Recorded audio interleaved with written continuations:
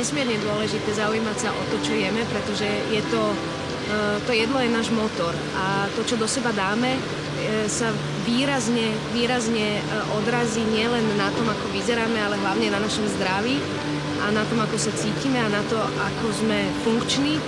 A myslím si, že to zdravie a tá naša funkčnosť v dnešnej dobe je jedna z najdôležitejších vecí. Takže tie potraviny by naozaj mali byť kvalitné a nie nejaké akože len na pohľad dobre vyzerajúce chemické zlúčeniny. Je to veľmi dôležité najmä pri starších rodinách.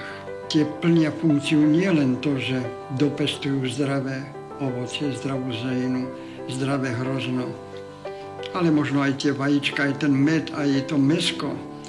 Ale oni plnia aj funkciu výchovy mladej generácie, aby ona bola pokračovateľom toho, čo títo starší ľudia robia. A prečo hovorím starších ľudí? Sú to väčšinou penzisti. A tá penzia vieme, aká je asi v priemere. A tam tá podpora štátu by bola veľmi, veľmi prospešná.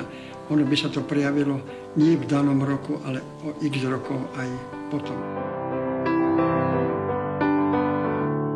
Rodinné farmy jednoznačne áno, lebo je to lokálne, je to naše, je to dobré, je to zdravé a keď to zjete, tak pomôžete aj tomu, kto to dopestoval a vyrobil, kto dal do toho tú námahu. Takže asi v skratke myslím si, že tá rovnica funguje takto. Takže to treba podporiť.